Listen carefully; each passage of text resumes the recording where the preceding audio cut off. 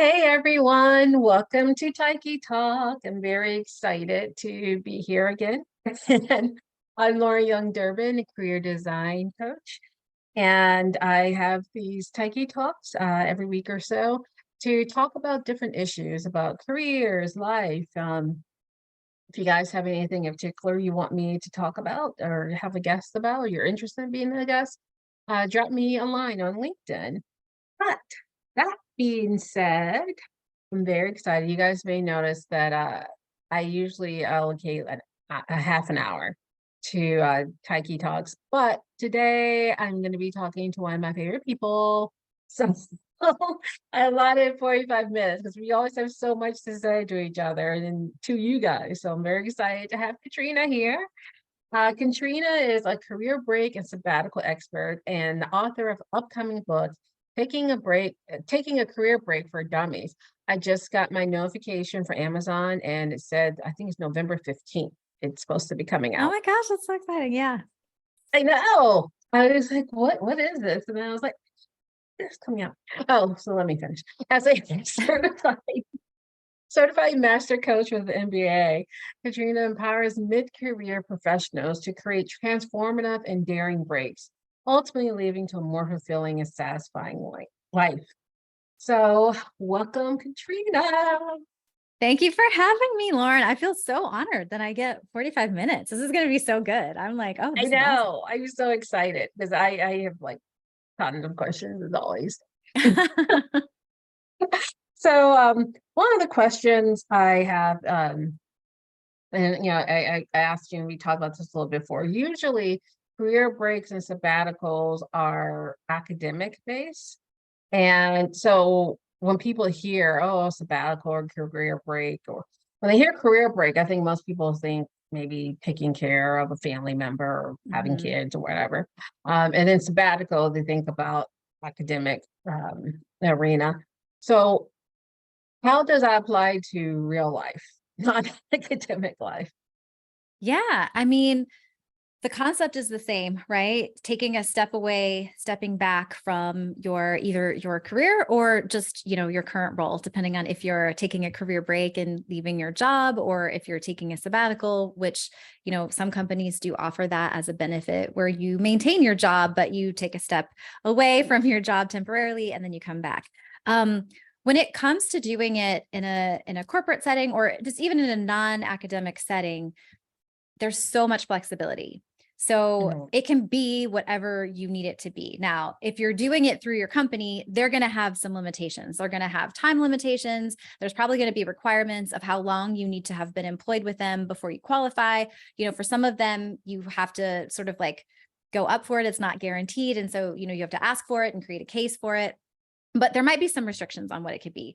But ultimately, when you are taking a career break or a sabbatical in a non-academic or a non-sort of theologian or spiritual setting, church-related setting, you have so much flexibility in what you do with this time. So in most cases, right, definitely in career breaks and for most sabbaticals, you can make this time whatever you need it to be. So you don't have this requirement to go out and do research or to, like take on mission work or do something. Like there are not these boundaries or constraints around what this time means to you. And that is such a gift because it means that you can give yourself whatever you need to most receive in this time off. And if you're taking a career break, you can take as much time off as you feel like you need to take, obviously, and can afford.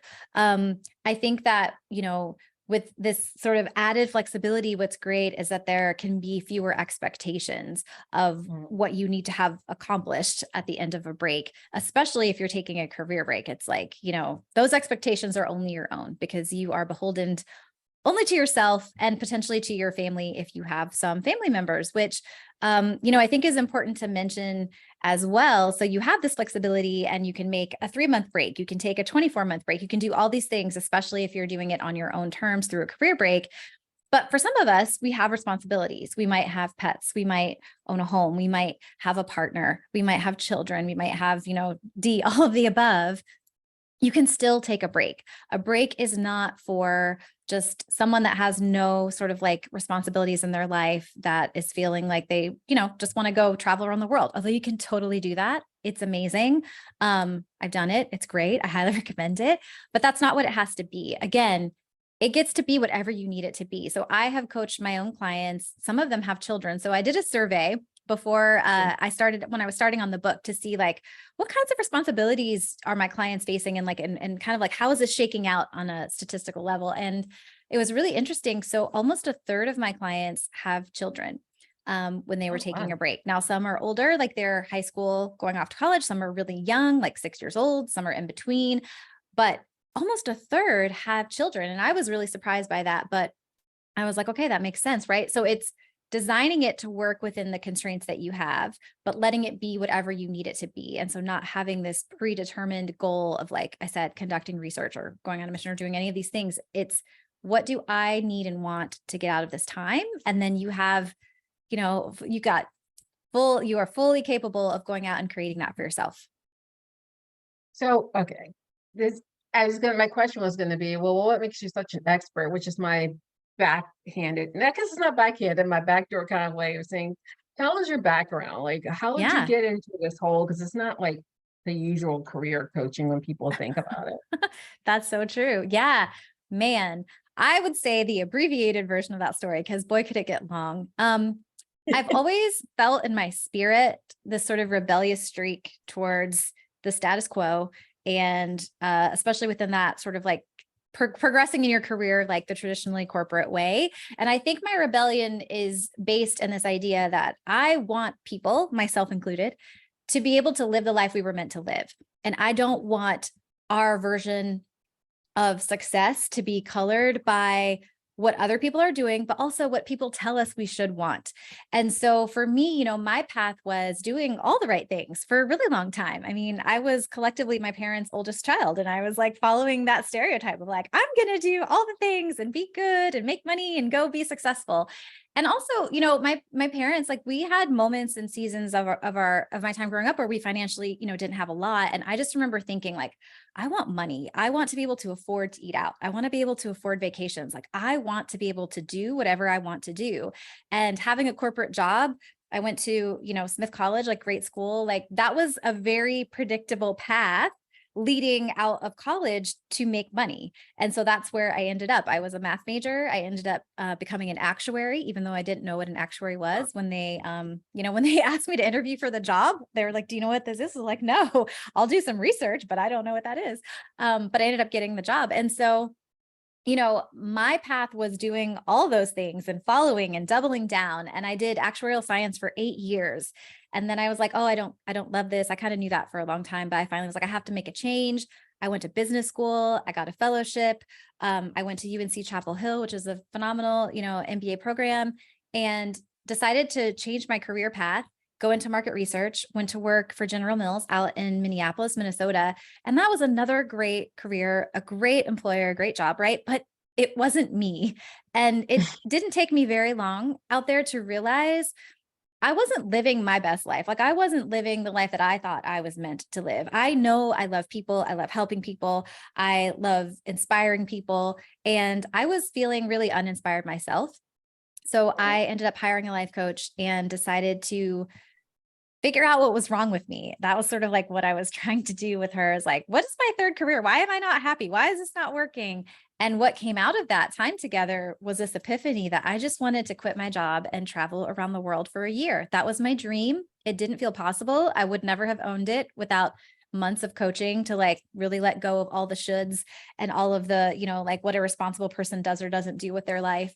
And I just was like, this is it. This is my dream. I had $50K of debt from my business school experience. I owned a townhouse that was underwater because of the housing market crisis that I was renting out to a tenant and not profiting from. And like $1,500 in my bank account. There was no reason in any practical way that I should have thought that could be for me, but it just felt very true. And so to answer the question, what makes me an expert? You know, I went from $1,500 and lots of debt to saving $40K, quitting my job, taking a 20-month career break. At the end of that career break, I did not know what I was coming back to, but after I uploaded my resume into the internet and sent it off, I landed 5 job offers within 5 weeks, including a dream job, a promotion, a raise, a career change, like you name it, it happened. And that was where I was like, oh my gosh, there's really something to this taking a break. I actually took a second break after I left my corporate career for a second or third, I guess third time at that point. And I launched my business, and I sort of realized I was feeling burnt out. So I took some time off before coming back full steam ahead in my business. So I've actually taken 2 career breaks, but beyond that, I have coached personally over 70 clients now into and or through their own career break or sabbatical. So I have seen a lot of different kinds of breaks up close and personal and behind the scenes. And this book is basically a culmination of all of that sort of wisdom I've learned through my own experience, but also helping and riding shotgun next to people that are on their own journeys that are similar to mine, but also very different. And it's just been an incredible ride. So that is what makes me an expert, Lauren. It's like, what makes you the expert? Okay, I like it. Yeah, bring that. I like the question. I like the attitude. I'm here for it.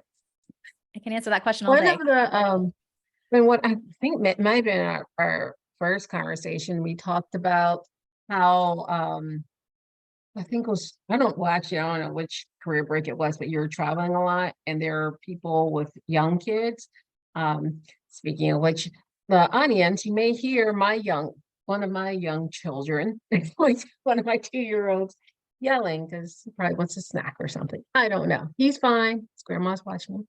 But yeah, you were talking about how there are quite a few people who have young children or just children who were traveling the world. They had the kids in school, but it wasn't traditional school. Can you talk a little bit about that?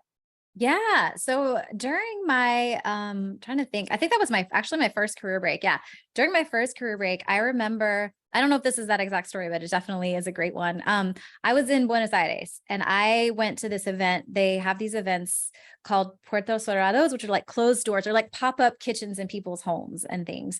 And there was this vegetarian chef and she had a pop-up kitchen and there were like, I think only 12 of us. And there was a couple there who had, I want to say their daughter was like 2 years old and she was pregnant and they were from LA. The mom was pregnant, not the The mom daughter. was, yeah, not the daughter, the mom, they had it collectively. It was a mom and a dad, and they had a 2-year-old. And then she was pregnant. The mom was pregnant and Okay. they had taken their van and driven it from LA all the way down to Argentina. And their goal was to get to the tip of South America. So their dream was to drive in this van from North America all the way down to the very bottom of South America. And they were doing it. And she was pregnant and she had decided she was going to give birth in Brazil. I think they had found like a doctor and neonatal care. And so they were doing trips to Brazil. It was crazy. But I remember asking her, like, are you so afraid? Like and she was like, no, it's really interesting how when you decide you're going to do something and you start doing it, it becomes your new normal. And she was like, we're so much more resourceful than we think. And with planning, anything is possible. And she was like, I don't regret this experience at all. And in fact, I think it's making a massive impression on my 2-year-old daughter. And we just kind of want to keep going. And so I think at that point, they had been doing it for almost 2 years.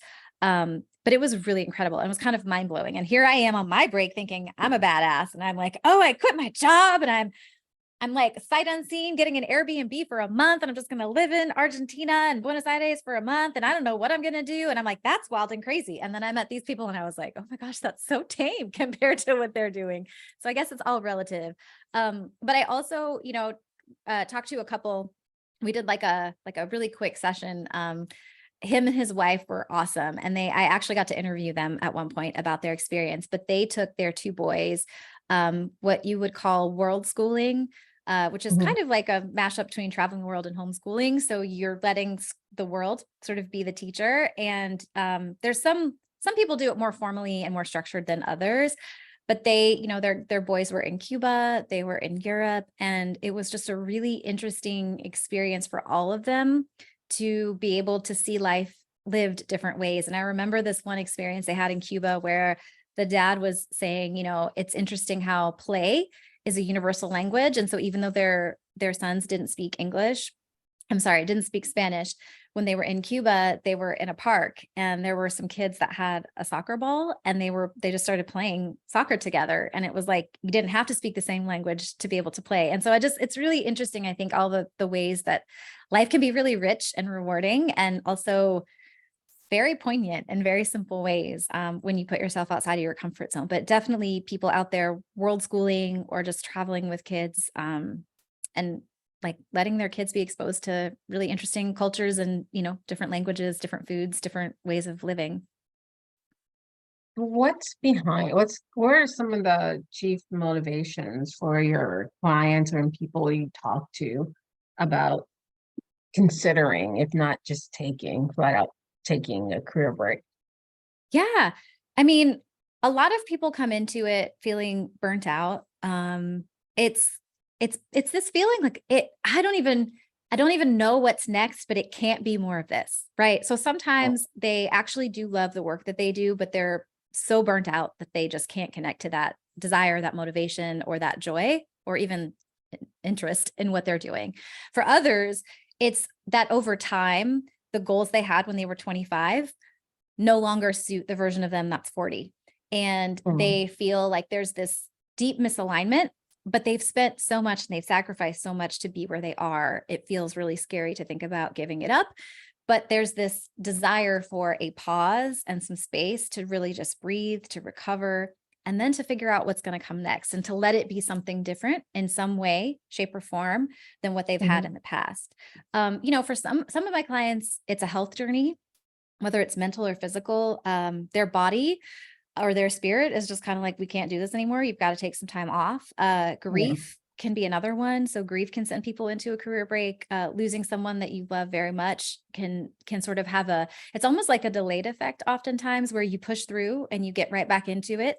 But then 1 year, 2 years, 5 years later, the heaviness of it has never really gone away because you haven't taken the time to really like address it, release it, process it.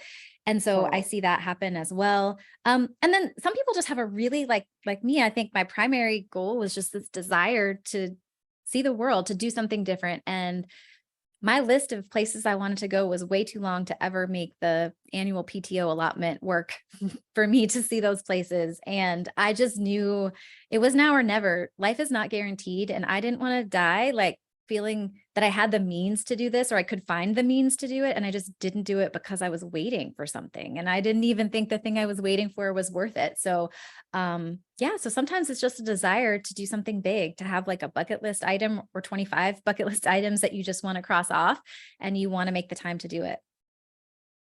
So what are some of the benefits you've talked a little bit about health, but can you go in a little bit more about where some of the benefits taking off for a long amount of time? Yeah, for sure. I mean, a prolonged break, whether it's a 3-month sabbatical or a 1-year career break or anything in between, there's a much deeper level of restoration that happens when you're taking a break. Think of it like a leaky cup. And not only do you not have liquid in your cup, but every time you start to get a little, it's like there's a crack in the cup and it just keeps leaking out. Taking an extended vacation or taking, like your holiday and just really decompressing, that's like putting some glue on the cup, right? Like you're trying to like stop the leak, but there's still nothing in it. Like you're not restoring, you're not filling yourself up with things that inspire you. You're not, really like leaning full into restoration. And so when you're on a break, like an extended break, a prolonged break, it's like you have time to fix the leaky cup.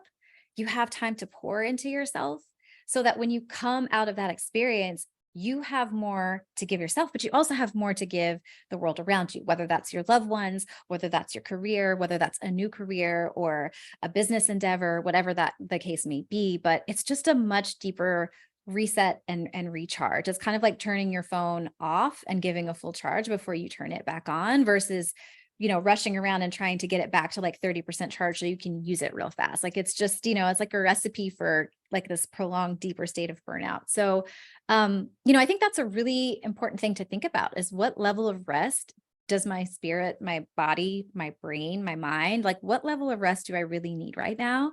And what might it take to get that? And I think the other thing to know is that what I've seen in my clients, and I've talked to other people that do work in this space, and I think this is pretty consistent. It can take around 3 months for you to really decompress from Wow. the work trauma that you might have, the burnout.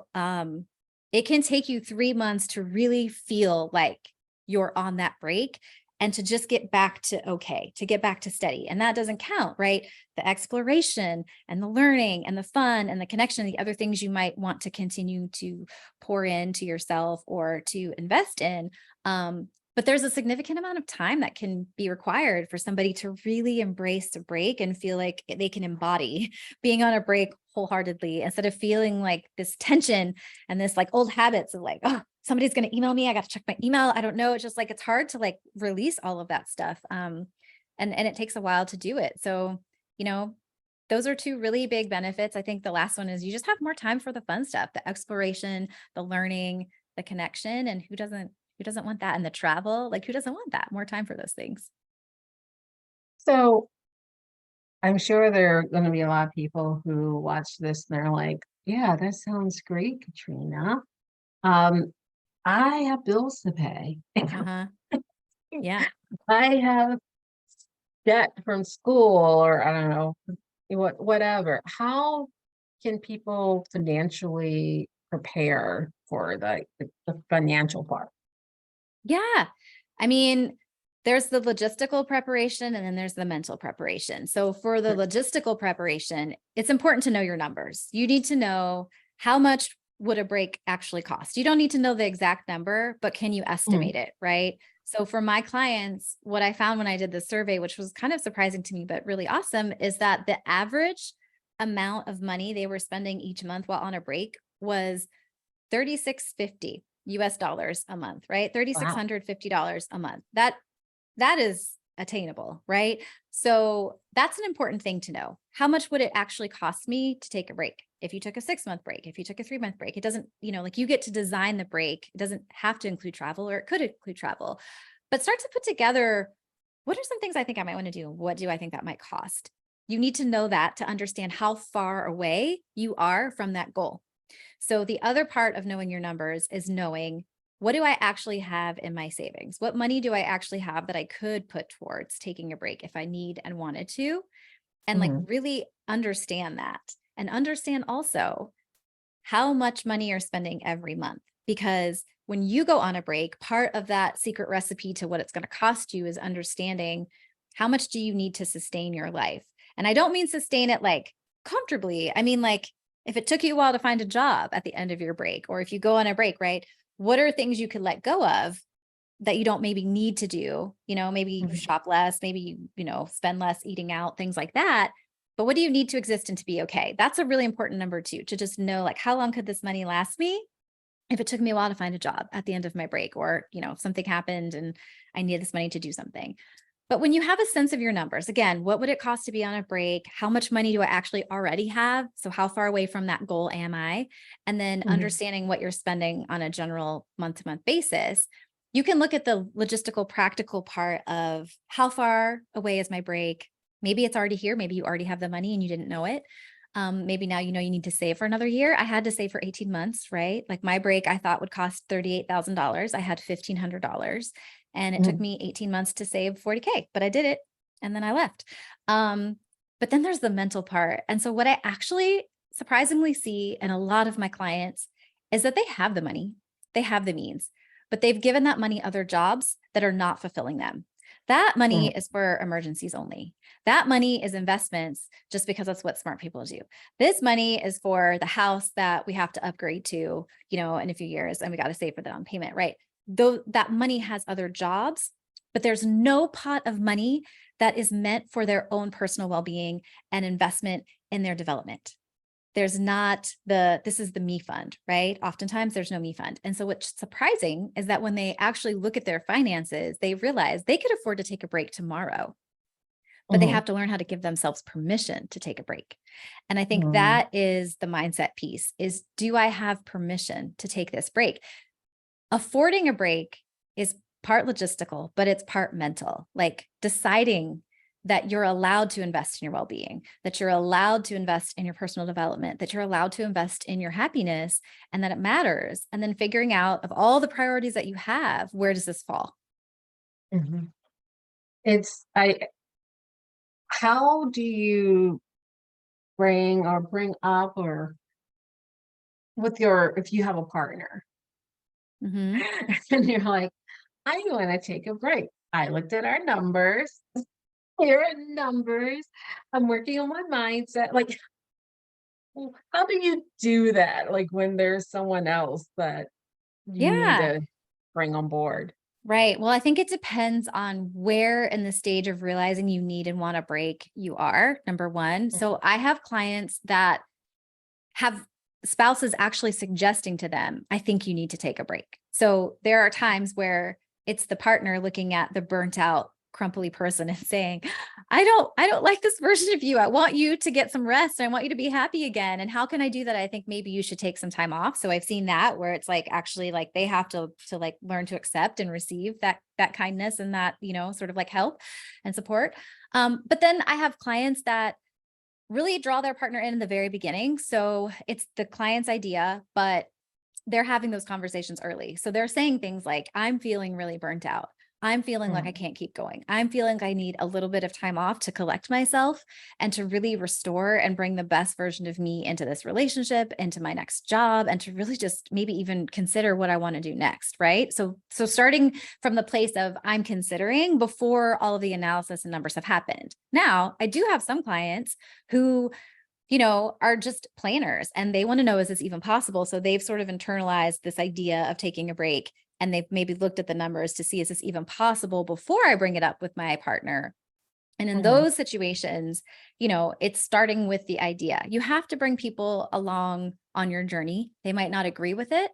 They might not understand it. But I think the best chance you have to get advocacy and to get support is to let people see the process, right? So people are more invested when they feel like they can kind of understand what's happening or understand where you're coming from.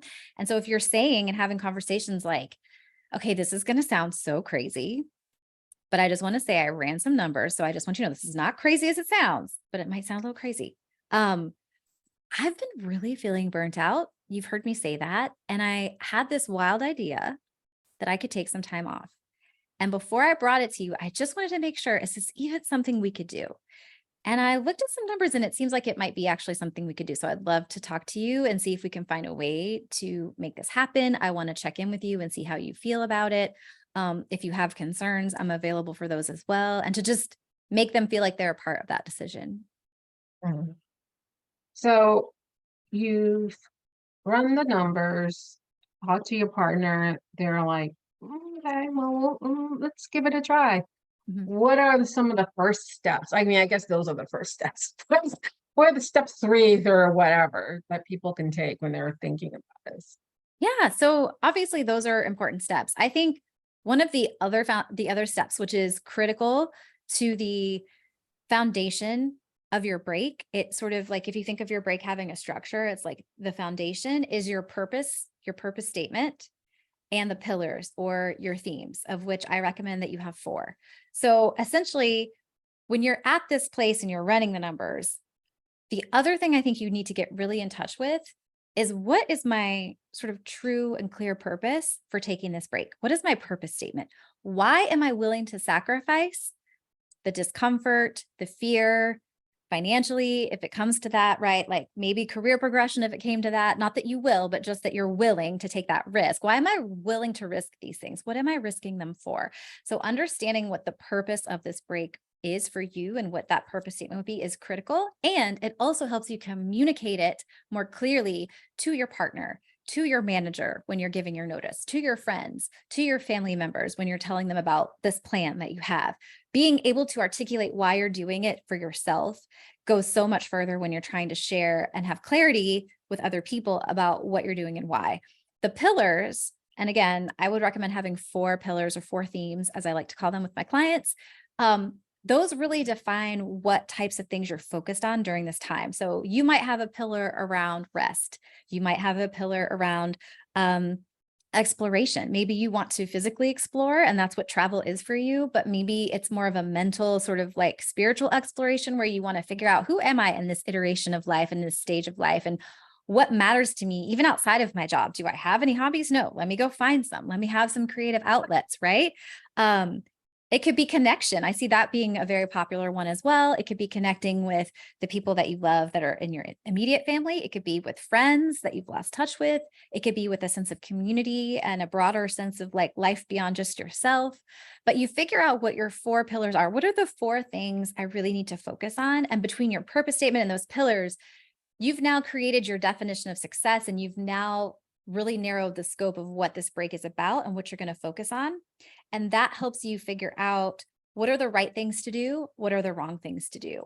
How can I explain what I'm doing to someone and have them understand it and not think I'm crazy? Or at least if they're going to think I'm crazy, like at least they can understand like why I'm doing it and why it matters so much. And I feel confident, right? Like it's also about building confidence to share, I'm taking a break and this is why, and this is what I'm planning to do, without being too specific or too prescriptive, with an itinerary or something like that. So I think that is a really key sort of next step, both personally, internally, and externally, as far as getting other people on board. And again, like giving your notice, it makes it so much easier.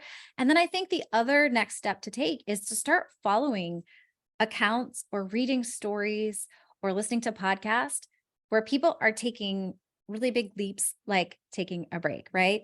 Because it builds your belief, it builds your wisdom and understanding and your knowledge, and it normalizes this experience. So I have this analogy I wrote in the book, that's coming out, Taking a Career Break for Dummies. And in the book, I talk about being a walker in a world of sitters, and the idea that if you really want to walk, but every person around you has only ever sat, like they're crawling around and they're sitting, and like that's all you ever see, it's going to be really hard for you to start walking, right? Because there's going to be so many questions, so much doubt, and so much disbelief that you can even do it. Meanwhile, if in the next town over, everybody's walking and they're skipping and they're running and they're jumping, when you're around those, even if you can't walk yet, right? Even if you're still just a sitter, you're going to be like, oh my gosh, these are things I can do. This is possible. I didn't know skipping was a thing I could do. I didn't know jumping was a thing I could do. I can run. Not only can I walk, but I can run. And so surrounding yourself with people that are in similar, like a similar path or a similar journey, maybe further along than you, can be really inspiring, but also normalizes it. So the thing you want to do starts to seem like no big deal. It does not feel so crazy. It does not feel so foreign. It does not feel so weird. It just starts to feel more like a default. Like, yeah, I'm going to do this thing. People do this thing all the time. I'm going to do this thing. I'm going to do a shameless plug on your behalf. You could also, one of the first steps you can take is buy her book starting November 5th. You can pre-order it now. I pre-ordered mine, so I'm not even planning on doing a career break, but I figure it would be good to have this idea in case I have clients. So I'm trying to bring a Oh, I full love it. experience to you guys. But yes, November 15th. You can pre-order it now, so you actually have it if from Amazon if you don't. I don't know. Anyway, November 15th. Um, You're awesome, so Lauren. Thank you. I am so excited about this book. I haven't read a For Dummies book in a really long time. So I am super excited about this because I think it's one of those things that we think it's impossible. Like I can't do it, but like you said, maybe you can. It's it starts with a belief that it can happen. And so another question I have is that I'm guessing a lot of people who they're like, okay, I'm going to take this break. I've ran the number, I've done all this stuff, I bought the book, I filled out the exercises in the book. I'm ready. I've turned in my notice. I've done all the things to prepare. I'm guessing a lot of those people are type A people who are used to going. So how do you protect those pillars? And you're not like, if one of your pillars is not home improvement or home organization, and you find yourself doing those things, I'm not saying I've done it. I'm also not saying it, but how do you protect those pillars that you've established? Oh my gosh, this is such a good question. I swear this is probably like interspersed within 3 chapters of the book because it's so important and you are so It's like coming up on the November nose. 15th. Yeah. I'm going to start bringing you around with me and just have you tell people like, let's talk to I Lauren. need to come. I know, yes. Lauren's going to tell you all about it. Yeah, it's, it's just like, man, it's no joke. So type A, yes. Most of my clients, I would say, are high achievers. And that's why they're hiring a coach, right? To plan a break is because they don't want to mess up this one chance. They want to maximize what they get out of it, but they also have enough usually self-awareness to know, I don't know all the things. And I just want to make this a really great experience for me personally, as well as ensuring that I come out of it, in a better position. And so when it comes to your pillars, they are your truth. If you want to have a successful experience, honor your pillars. If you want to have an experience that feels amazing or that is super productive, and yet at the end of your break leaves you feeling like you are no further along, and in fact, you're doubting or questioning why you even took a break in the first place, ignore your pillars, right? They are your personal definition of success. Purpose plus pillars, your definition of success. That's the recipe for what you need. That's the recipe for how you become the next version of yourself that can create more success, live a better life, whether that means more ease, more joy, more connection, whatever that means to you. This is how you get there. So it's really important to honor your rest. Everybody needs to rest at the beginning of a break. I don't care who you are. I guarantee whatever you're coming out of, there's a decompression period that you need to have. So you have to honor that, right? You have to give yourself permission. I like to say for those first 60 days, if you're taking, a 4+ month break, making that first month to 2 months just about rest. Do not overwhelm yourself. If you want to figure out a new career or want to figure out like how you're going to do something different at the end of your break or what kind of job you're going to have, do not touch that within the first 2 to 3 months of your break. Don't touch it. Don't start networking. Don't start updating your resume. Don't start job searching. Don't grab like, what color is your parachute and try to figure out like what your ideal, like, don't, right? That's just a lack of distrust in yourself, being able to have wisdom, answers, intuition. Like you can't hear your intuition if you're constantly consuming. You have to give yourself the space to let your truth come out and to find out, who am I now? I can't find out who I am now if I'm still ingesting all these things that tell me I'm not enough or I don't know enough. Like I have to let there be space for me to decide what I already do know and then figure out what I need to add to the pot. So it's, really not overloading those first 2 months. It's not embracing that burning desire to just jump to the end and figure out what you're going to do next, like really honoring that. I recommend having a re-entry period as part of your break. So dedicating a set amount of time, which I talk about this in the book as well, but dedicating a set amount of time at the end of your break to really dig into, how do I put all these pieces together? How do I get prepared? How do I start networking? Like, how do I move forward out of this break and transition back into working life so that you can enjoy the break part of your break and really be present to the idea of peace, to be present to the present moment itself, to be present to the people in your life. It's not easy, but it's a practice. And I think the last thing I want to say about this, because I could talk about this forever, this is you doing something different. So of course it's going to be uncomfortable. Of course it's going to push you. Of course it's going to trigger you. But like, this is the pathway to you creating a new reality and a new way of moving through the world and through your work life. If you don't like the way you've done it in the past, this is your moment. This is your chance to create a new relationship to work, a new relationship to productivity, a new relationship to self-care, so that you can create a more sustainable pace and process going forward that will benefit you for the rest of your life. Okay. So, that's great. I love it. Yeah. I agree with every single bit of that. I would like to do some role playing. Let's do it. First Okay. I'm in on for it. Tyke Talk. Yeah. Because what you really talked about was the internal struggle. And yeah, I get it. What you said is absolutely perfect. Let's do some role playing with people outside of you. Bring I don't it. know why I You bring put it, people Lauren. outside. I'm ready for you. Yeah. So, okay. I'm in my, I don't know, other person, partner, parent, Okay. whatever. Okay. Hey, Katrina, since you're home and you're taking a break, would you mind running errands for me because, you know, you're home. So it'll be easier for you to kind of like pick up some groceries, you know, organize the basement and, you know, well, you know, I don't know why you can't do it since what else are you doing?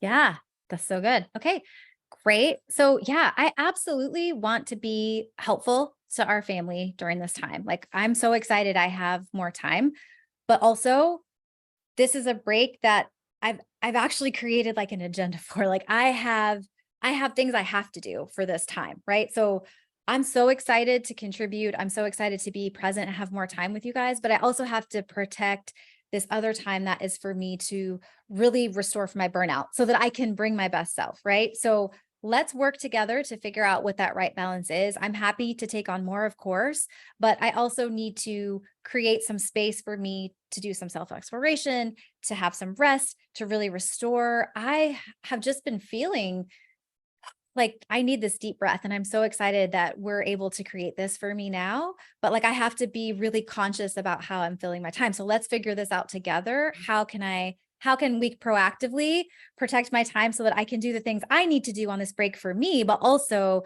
you know, show up in the family and potentially use this time to like help us as well. That's way more productive and diplomatic than my no.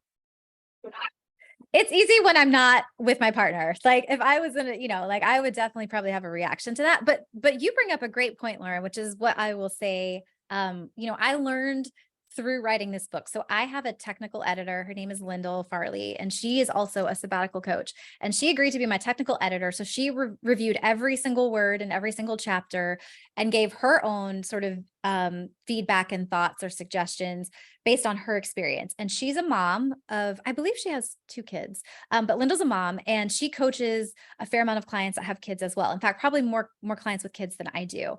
And we talked about this concept that Lyndall has, where she has a parental contract.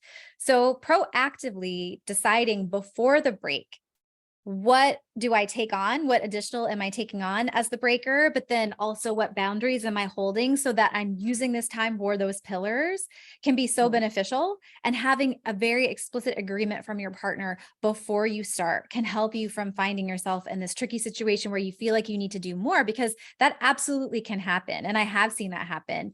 But having this sort of contract up front, again, bringing them on the journey, letting them feel like they're part of that contract can be so helpful, but also being really clear for yourself to have boundaries. Because here's the thing, caretaking other humans and a household is not a break, right? So Right. it may look like, oh, I have more free time, but you don't. You've just decided this time is now for me, for my healing, for my self-development, for my own exploration and joy. Like it has a purpose. It still has a purpose, and that purpose is sacred. But on the surface to other people from the outside, it can look like, oh, you've got all this free time, but you know, it's not that. So you have to proactively, right, articulate again, that purpose, those pillars, and then get some agreement and alignment up front can make it so much easier instead of having to deal with it in the moment when you feel triggered and they feel triggered and they're looking at you like, why can't you pick all this up? Well, because I didn't trade one job for this other job. Like I'm calling it a break. Like I'm not trying to be a full-time housekeeper, parent, you know, all the things. That's just, then there's no time for you and for your break at that point, you know? So tell our audience where they can find you, what you have going on, other than her book coming out November 15th. Love it. Love it. I'm the best hype woman. You are. No, really. I love this. You definitely are. I'm digging it. Yeah, you can you can find me on LinkedIn. I have started, you know, sharing more here, especially about the book, but just about career breaks in general. I love that this conversation seems to be growing in momentum. So I definitely am a part of that. I'm excited to be part of that. So LinkedIn for sure. I do show up on Instagram, but LinkedIn is my favorite place, and you can absolutely pre-order the book. So there'll be like a webpage coming for this soon that will tell more about it. But Lyndall has actually agreed to do a live event with me in November, right after Thanksgiving. So we're going to do a behind the scenes, and we're going to give some content that's not in the book.